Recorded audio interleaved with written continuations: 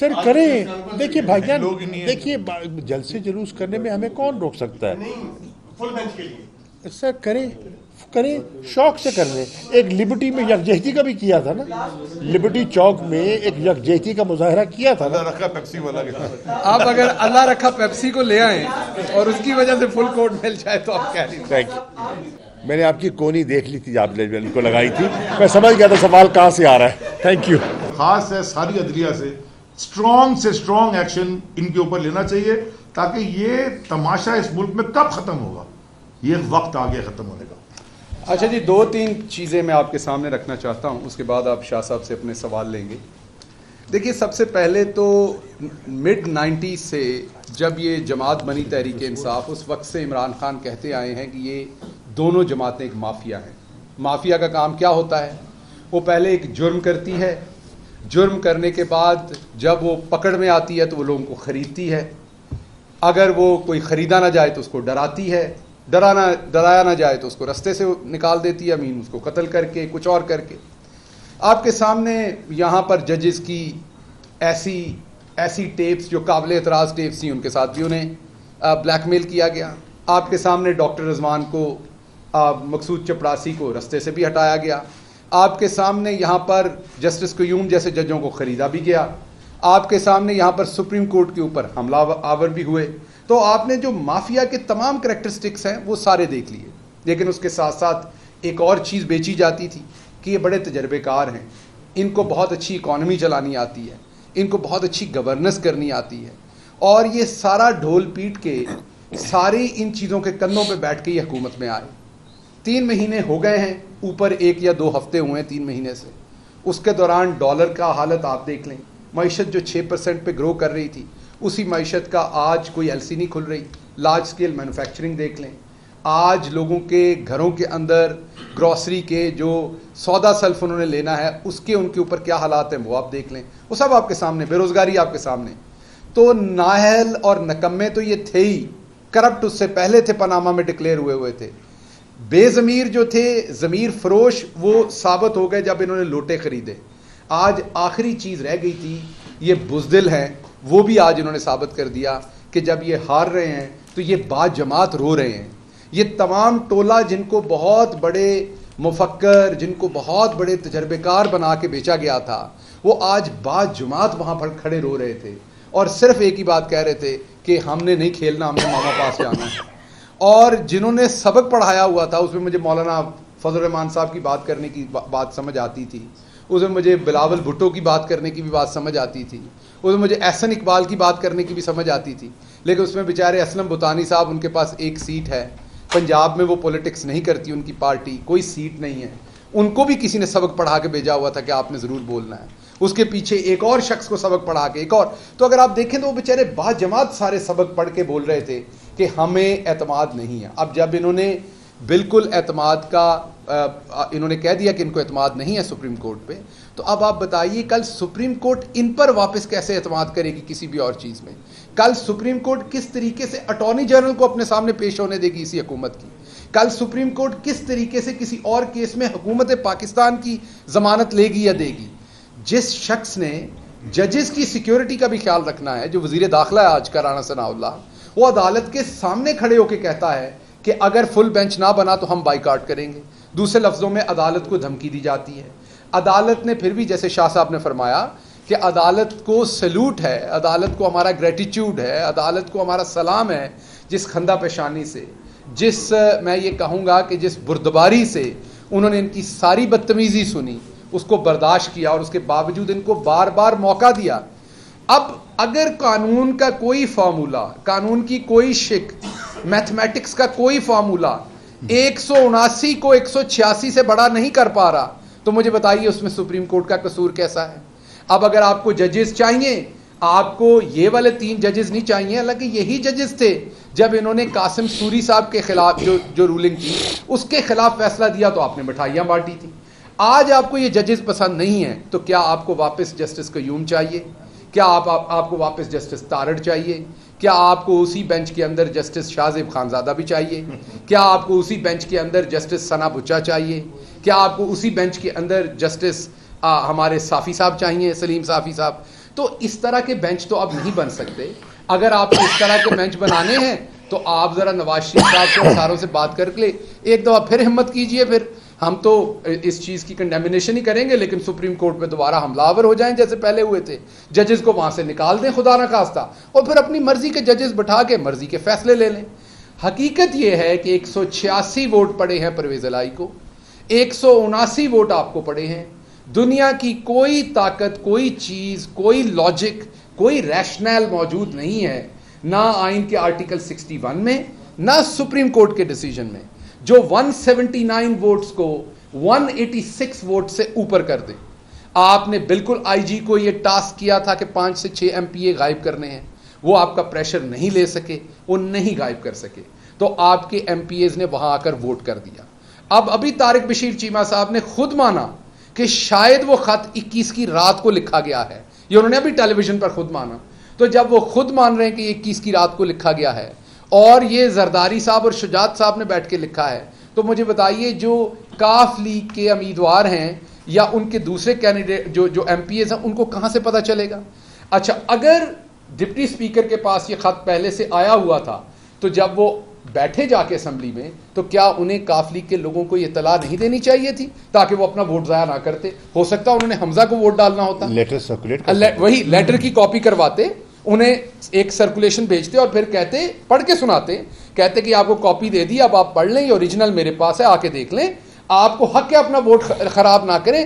یہ آئین کے آرٹیکل, ویسے تو آئین میں گنجائش نہیں ہے کہ ہیڈ آف پارٹی جو ہے وہ یہ کر سکے, لیکن اگر لگتا تھا اسپیکر کو, وہ کہہ رہے ہیں مجھے ابھی ملا لیٹر, ابھی کب ملا؟ اسمبلی کے دروازے تو بند ہو گئے تھے, وہاں سب کے سامنے انہوں نے نکالا. دوسرا اس میں آئینی پوائنٹ, قانونی پوائنٹ ایک اور ہے کہ اب 176 ووٹ ہے وہ آپ کہتے ہیں پی ٹی آئی کے لوگوں کے ہیں. اب آپ نے پرویز الہی کا ووٹ تو گنانی کینسل کر دیا, تو امیدوار تو ختم ہو گیا. تو پھر یہ بتائیں وہ 176 کس کو ملے؟ جب پرویز الہی خود اپنے آپ کو ووٹ نہیں ڈال سکے تو امیدوار تو پرویز الہی ختم ہو گئے. تو پھر وہی بات ہوئی کہ آپ اکیلے ہی بھاگنا چاہتے ہیں, آپ چاہتے ہیں مقابلے میں کوئی مقابلے والا نہ ہو. آپ عدالتوں سے تبھی, آپ کو عدالتوں کے اوپر تبھی اعتماد ہوگا اگر عدالت جو ہے وہ پرویز الہی صاحب کو اٹھا کے کسی زندان میں بند کر دیں. پاکستان تحریک انصاف کے 176 اور اس کے ساتھ کاف لیگ کے جو ہیں وہ 10 اراکین کو کسی قلعے میں کسی جگہ پر بند کر دیں اور آپ کو اکیلے الیکشن کرانے دیں, اکیلے بھاگنے دیں, جو آپ نے کیا, کیونکہ آپ نے تو پرویز الہی کو بھی خود کو ووٹ نہیں ڈالنے دیا. تو میں آخر پر صرف آپ کو یہ کہوں گا کہ نہ عدالتیں آپ کی مرضی کی آئندہ بننی ہیں. آپ کے چہرے پہ جو نقاب تھا وہ اتر چکا ہے, آپ کے چہرے پہ 3-4 نقاب تھے وہ سارے اتر گئے. آپ تجربے کار ہیں, وہ بھی ختم ہو گیا. آپ کو گورننس کرنی آتی ہے, وہ پڑی ہے, گورنر سیک رہی ہے بیچاری چوک کے اندر بیٹھی ہوئی, وہ بھی آپ کے سامنے ہے. آپ کو بہت بڑی پولیٹیکل منورنگ کرتے ہیں. آپ کا پنجاب جو ہے وہ آپ کا قلعہ ہے, پنجاب میں کوئی آپ کو ہرا نہیں سکتا, وہ بھی آپ کے سامنے ہے. ایون شاہ صاحب بھی آپ کے سامنے بیٹھے ملتان میں, جو آپ کو ہزیمت والی شکست دی ہے. اور پورے پنجاب کے اندر ہم نے 17 سیٹیں جیتیں, جن میں سے 2 پہ آپ نے دھاندلی کی, بڑی کھلم کھلا اور چھینی, اور 15 سیٹیں لے کے ہم بیٹھے ہیں. لاہور جیسے شہر میں جہاں پر ایک میں کہوں گا کہ ایک امیدوار جو ہے ہمارے اس امیدوار نے اس طرح سے محنت نہیں کی, اگر وہ بھی کرتا تو 4 کی 4 سیٹیں ہم وائٹ واش آپ کو وہاں پر کرتے. تو آپ کا یہ والا بھرم بھی چلا گیا. پولیٹیکل منورنگ اور انجینئرنگ کا بھرم جو تھا وہ بھی پنجاب اسمبلی کے اندر آپ کا تمام ہوا. اب آپ کا آخری بھرم تھا کہ آپ ایک پولیٹیکل پارٹی ہیں, آپ پاکستان کی سب سے بڑی عدالت کے سامنے گئے, آپ نے اپنا ایک مطمع نظر رکھا, آپ نے اپنی وہاں سبمیشن کی, عدالت نے اس کے خلاف فیصلہ دیا. اب اخلاقیات, سیاسیات سب یہ چاہتی تھیں کہ آپ عدالت کے فیصلے کو کل مانیں. آپ نے وہاں بزدلی دکھائی اور آپ وہاں سے بھاگ گئے. اس کے کانسیکوینسز جیسے علی زیدی صاحب نے کہا, جیسے شاہ صاحب نے کہا, پاکستان کے اوپر بہت سویئر ہیں. اللہ ہمارے ملک کی حفاظت کرے. پولیٹیکل باتیں, پولیٹیکل پوائنٹ سکورنگ ایک طرف, لیکن یہ جو ابھی پریس کانفرنس ہوئی ہے اس کے پاکستان کے اوپر اثرات بہت خطرناک ہوں گے. اگر ان لوگوں کو ابھی بھی کوئی خیال ہے ملک کا تو یہ توبہ کریں, اپنا رستہ دوبارہ بدلیں. جو سیاسی جماعتیں ہوتی ہیں وہ حکومت میں آنے کے لیے بھی ہوتی ہیں اور وہ اپوزیشن کرنے کے لیے بھی ہوتی ہیں, دونوں چیزوں کو کھلے دل سے قبول کرتے ہیں. عمران خان کے اوپر جب یہ وقت آیا تھا, حالانکہ سب کے سامنے अंधेर नगरी हुई थी, उसके बावजूद इमरान खान ने चुप करके अपनी डायरी उठाई थी, अल्लाह का नाम लेके जाके अवाम के सामने अपने आप को पेश कर दिया था। क्यों पेश कर दिया था? क्योंकि उन्हें एतमाद था कि उन्होंने अच्छा काम किया हुआ है, अवाम रिस्पॉन्ड करेगी। कासिम सूरी ने एक रूलिंग दी थी और उसके बाद वो हर जगह पाकिस्तान में गए, हर जगह जलसे किए, अवाम ने उन्हें किस तरीके से रिस्पॉन्ड किया। एक रूलिंग उधर मज़ारी साहब ने भी दी हुई है, दोस्त मज़ारी साहब ने, आप उनको कहें तो सही, नजर नहीं आ रहा कि किसी जगह पर वो अवाम के सामने जाके चाय का कप पी लें कहीं पे, क्योंकि उन्हें अपने कंडक्ट का पता है, उन्हें अपने किरदार का पता है। इसलिए अवाम अब आपसे मजीद बेवकूफ़ नहीं बनेगी।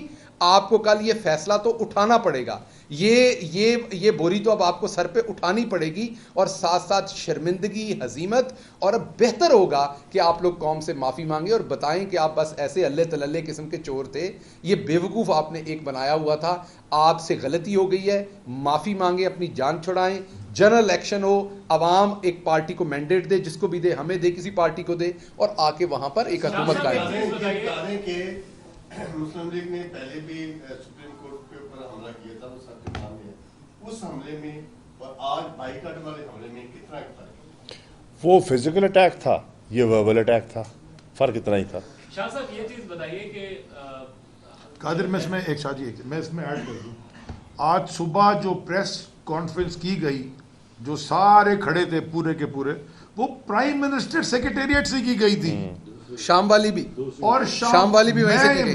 मैं तो ये, हम बल्कि सारी कौम को ये सवाल पूछना चाहिए कि ये खुद प्राइम मिनिस्टर गायब किधर है? यानी कि वो तो रात भर काम करते हैं ना, सुबह 6 बजे पहुंच जाते हैं काम पे और सारी रात काम करते हैं, तो वो जवाब क्यों, अपनी पोजीशन तो क्लियर करें। उनकी कैबिनेट ने बगावत कर दी है पाकिस्तान के सुप्रीम कोर्ट से, वहां खड़े होकर, वो खुद किधर है? उनका मौकफ तो सामने है। एंटी कोर्ट हुकूमत जो है वो फुल कोर्ट मांग रही थी, क्या दरअसल इन पर अपना पर्सनल एजेंडा इतना सवार हो गया है इनके जहनों पर कि इन्हें नेशनल एजेंडे की कोई परवाह नहीं। ये अपने ज़ाती मफाद के इतने ताबे हो गए हैं कि इन्हें मुल्क की मफाद दिखाई नहीं दे रहा। शासन ये फरमाइएगा कि इदारों के साथ तसादुम दिन ब दिन बढ़ता जा रहा है, और दूसरी तरफ ये बात का है कि कोई ऐसे मुज़ाकरात, कोई ऐसी चीज़ें हो रही हैं कि जनरल इलेक्शन की तरफ जाया जाए और उसके ऊपर तमाम सियासी जो जमातें हैं, स्टेक होल्डर्स हैं, उनको बिठाया जाए। आया इन खबरों में कोई सदाकत है? और शाफी इसी में ले लेंगे, आप भी ऐसे वो सियासतदान है पीटीआई की तरफ से, मतलब सीनियर, जिनसे राब्ता हो सकता है, तो क्या अभी तक कोई बाज़ाब्ता राब्ता हुआ है किसी तरफ से? मुझसे तो नहीं हुआ जी, मैं मुसद्दका तौर पे कह सकता हूँ, और मेरे ख्याल में हमारी पार्टी से भी नहीं हुआ। देखिए, हम पॉलिटिकल लोग हैं और सियासी लोग सियासी बैठक से कभी कतराते नहीं हैं, लेकिन उसका कोई एजेंडा होता है, उसका कोई मकसद होता है। हाँ, हम पहले दिन से कह रहे हैं, वाहिद हल इस मुल्क की नौ को इस भंवर से निकालने का है नए इंतखाबात, शफाफ फौरी इंतखाबात। उस सिलसिले में अगर ये ज़हनी तौर पर तैयार हैं तो हम बैठने को तैयार हैं, हम गुफ्तगू करने के लिए तैयार हैं कि इलेक्शन कैसे हो सकती है, उनको हम शफाफ कैसे बना सकते हैं, अगर कहीं इस्लाहत दरकार है तो वो क्या है, ठीक है। इलेक्शन कमीशन को हमने क्रेडिबल कैसे बनाना है, उसकी क्रेडिबिलिटी जो मुतासिर हुई है उसको हमने बहाल कैसे करना है, इस पे गुफ्तगू हो सकती है। हम कोई हट धर्मी का मुजाहरा नहीं करेंगे, हमारी कोई ज़ाती दुश्मनी तो नहीं है उनके साथ। हम तो कह रहे हैं कि मुल्क के तकाज़े ये हैं और ये मुल्क के तकाज़ों को पूरा नहीं कर पा रहे, क्योंकि उनका ऑब्जेक्टिव अपने केसेस को दफन करना था, उनका ऑब्जेक्टिव नैब को डिफैंग करना था, और अपने ऑब्जेक्टिव्स को हासिल करने के लिए वो मुल्क को अगर डिफ़ॉल्ट की तरफ धकेल दें तो ये बहुत बड़ा अलमिया होगा। सर, पीटीएम ने सुप्रीम कोर्ट का बाइकाट किया है, दूसरी तरफ खान साहब ने भी एक अदारे के लोगों के नंबर ब्लॉक किए हुए हैं, क्या फर्क है? क्या वो भी अपने सुप्रीम कोर्ट की तरफ ये कोई सवाल नहीं है यार। जब आज हमने कहा कि मौलाना साहब ने कहा कि जो 3 रुपये बेंच तश्कील दी है वो कौन देती है, जब आप 1 लाख ये क्या क्या शाह साहब ने कहा कि मैंने नहीं कहा, मौलाना ने कहा टीवी आपने प्रेस कॉन्फ्रेंस में कहा कि मौलाना साहब कह रहे हैं कि जो 3 रुपये बेंच है ये पूरे तश्कील दी है, जब आपके खिलाफ तहरीक के अंदर एतमाद पेश हुई तो क्या आप फौज पर इल्जाम लगा रहे थे? आखिर इस मुल्क में जब भी कुछ हो रहा है तो इल्जाम क्यों लगाए जा रहे हैं? देखिए, हम तो पहले दिन से ये कह रहे हैं کہ آئین نے ہر ادارے کے رول کا ایک تعین کیا ہوا ہے. ہر ادارہ اپنے اس رول کے مطابق کام کرے تو کوئی کسی پہ انگلی نہیں اٹھائے گا. جو ایگزیکٹو کی ذمہ داریاں ہیں وہ ایگزیکٹو ادا کرے. جو لیجسلیچر کی ذمہ داری ہے، قانون سازی ہے، پالیسی میکنگ ہے، وہ لیجسلیچر کو کرنی چاہیے. جو آئین کی انٹرپریٹیشن ہے، تشریح ہے، انصاف مہیا کرنا ہے، جو جوڈیشری کی ذمہ داری ہے وہ اسے کرنی چاہیے. تو جب سارے ادارے آئین کی طے شدہ حدود و قیود کے اندر رہتے ہوئے کام کرتے ہیں تو یہ مشکلات سے ہم نکل جائیں گے. میں سمجھتا ہوں کہ پاکستان ایوالو کر رہا ہے، ایوالو کر چکا ہے. آپ کے لوگوں نے بڑی سیاسی پختگی اور میچورٹی کا مظاہرہ کیا ہے. انہوں نے نہیں دیکھا کہ مثال کے طور پر آپ بائی الیکشن کو لے لیجیے. ایک طرف سرکاری فنڈز تھے، رعایت تھی، مراد تھی، اور دوسری طرف ایک ایسے کینڈیڈیٹ کو ووٹ دے رہے تھے جو بظاہر اگر جیت بھی جاتا تو اپوزیشن میں بیٹھنا تھا. لوگوں نے پولیٹیکل میچورٹی کا ساتھ دیا. لوگوں نے عمران خان کے بیانیے کو تسلیم کیا اور انہوں نے کہا کہ اس بیانیے میں ہمیں اپنا مستقبل دکھائی دے رہا ہے. تو انہوں نے حکومت کی پیشکش اور رعایت، فنڈز، مراد مسترد کی اور بلے پہ مہر لگائی. دیکھیے قومی اسمبلی تو اپنا جسے کہتے ہیں نا اپنا ریزو دیتر کھو چکی ہے، ریڈنڈنٹ ہو گئی ہے. قومی اسمبلی میں تو آپ دیکھ رہے ہیں نا حل نہیں ہے. ہمارا قومی اسمبلی میں اگر بیٹھنے سے ملک اس بھنور سے نکل سکتا ہے تو ہم اس کے لیے بھی تیار تھے. لیکن سچی بات ہے، میں دیانتداری سے کہہ رہا ہوں کہ ہمارے اسمبلی میں بیٹھنے سے مسئلہ حل نہیں ہوگا. مسئلہ حل ہوتا ہے نئے انتخابات، فریش مینڈیٹ. اس حکومت کے پاس مینڈیٹ نہیں ہے، اور ہم نے تجربہ کر کے دیکھا ہے کہ جو ہماری عددی اکثریت تھی اس اکثریت کے بل بوتے پر جو بڑے اقدامات ہم لینا چاہتے ہیں ہم وہ لے نہیں پائیں گے. اس لیے ہم کہہ رہے ہیں قوم کو موقع ملے کہ عمران خان کے ویژن کو سامنے رکھتے ہوئے، اس کے منشور کو سامنے رکھتے ہوئے ہمیں اتنی عددی اکثریت دیں کہ ہم واقعتاً جو ہے پاکستان میں تبدیلی لا کر دکھائیں. یہی مخصوص بینچ جب بیٹھا ہوا تھا، جب سوری صاحب کی رولنگ کا کیس سن رہے تھے تو ان نے اعتراض کیوں نہیں کیا؟ یہی مخصوص بینچ تھا نا. فل کوٹ کیوں نہیں مانگا؟ فل کوٹ کیوں نہیں مانگا؟ دیکھیے یہ تو بات نہ ہوئی نا. یہ تو لوگوں کی آنکھوں میں اب دھول جھونکیں گے. ایسا نہیں ہوگا. لوگ بیوقوف نہیں ہیں، لوگ ہم سے زیادہ سمجھدار ہیں. اور ایک چیز اور ایڈ کر دوں میں یہاں کہ بلاول زرداری صاحب نے آج فل کوٹ بار بار مانگا، تو میرے سے بہت زیادہ اچھی طرح سے شاہ صاحب ہسٹری کو بھی سمجھتے ہیں اور پاکستان کی سیاست کو بھی سمجھتے ہیں. تو بھٹو صاحب کو جو پھانسی ہوئی تھی وہ بھی فل کوٹ سے ہوئی تھی. تو بلاول زرداری صاحب کو میرا پیغام ہے کہ اس سے فرق نہیں پڑتا کہ فل کوٹ ہے یا 3 ججز کا بینچ ہے یا 5 ججز کا. بات یہ ہے کہ اصول کی بات کیا ہے، آئین کی بات کیا ہے، قانون کی بات کیا ہے. اگر آپ 3 ججز کے سامنے ثابت نہیں کر سکتے ایک چیز تو آپ 17 ججز کے سامنے بھی ثابت نہیں کر. اگر آپ کی بات میں دم ہے، آپ کی بات میں وزن ہے، آپ کے پاس استدلال ہے، تو آپ نے جو بات 17 کے سامنے کرنی ہے وہ بات آپ 3 کے سامنے کر کے وہ کر لیں. اور اگر وہاں سے آپ کے ساتھ انصاف نہیں ہوگا اور آپ کی بات میں وزن ہوگا تو میڈیا آپ کے سامنے ہے، عوام کی عدالت آپ کے سامنے، آپ اس کے سامنے لے آئیے گا. آپ کے پاس بات نہیں ہے کرنے کو اصل. نہیں ایسی بات نہیں ہے. دیکھیے فل کوٹ کی تشکیل کی کوئی بنیاد ہونی چاہیے نا. کیا کوئی کانسٹیٹیوشنل میٹر زیر بحث تھا؟ اگر کوئی اس نوعیت کا مسئلہ ہوتا فل کوٹ بنے ہیں، لیکن کئی دفعہ فل کوٹ کی درخواست اور کئی مرتبہ مسترد بھی ہوئی ہے. بہت سے کیسز ایسے ہیں کہ فل کوٹ کا مطالبہ کیا گیا آج سے پہلے اور وہ نہیں مانا گیا کیونکہ اس وقت کے جج صاحبان کی نظر میں اس کی اہمیت نہیں تھی، اس کا وزن نہیں تھا. جہاں انہوں نے سمجھا کہ وزن ہے تو وہاں انہوں نے بنایا. اور یہ اختیار کس کا ہے؟ یہ اختیار چیف جسٹس صاحب کا ہے. اس کا بڑا وسیع کیس لا موجود ہے. آپ ڈکٹیٹ نہیں کر سکتے کہ آپ کی پسند کا مطلب ہے کہ بینچ ہو. ایسا ہوتا نہیں ہے. آپ نے کہ دیکھیے جس قسم کے جملے انہوں نے کہے ہیں یہ ان کو زیب نہیں دیتا. یہ کہہ دینا میچ فکسنگ اور بینچ فکسنگ یہ ان کو زیب دیتا ہے. انہوں نے کوئی ایسی حرکت نہیں کی, کوئی ایسا, ان کا ایک ایک جملہ جو ہے وہ کنٹمپٹ کی زد میں آتا ہے. میں سمجھتا ہوں کہ آج جج صاحبان نے بہت کچھ سوالو کیا ہے, بہت کچھ برداشت کیا ہے ان دا لارجر نیشنل انٹرسٹ. انہوں نے کیا کہا ہے؟ انہوں نے کہا ہمارا انٹرسٹ ایک ہے کہ اپریل سے یہ ایک سلسلہ چل رہا ہے اور عدم استحکام ہے, اور ہم نہیں چاہتے کہ اسٹیٹ آف پاکستان اس کا مسلسل اس کی شکار رہے. ہم رات بیٹھیں گے, تاخیر سے بیٹھیں گے, دن ٹائم دیں گے تاکہ یہ جلد از جلد اس کیس کو نپٹایا جائے اور ملک میں اسٹیبلٹی آئے. تو انہوں نے تو بڑی فراخ دلی سے, بڑی بردباری سے ان کی بدتمیزی برداشت کی ہے. میں سمجھتا ہوں کہ آج انہوں نے جس لیول پہ گرے ہیں, ماضی میں اس کی مثال نہیں ملتی.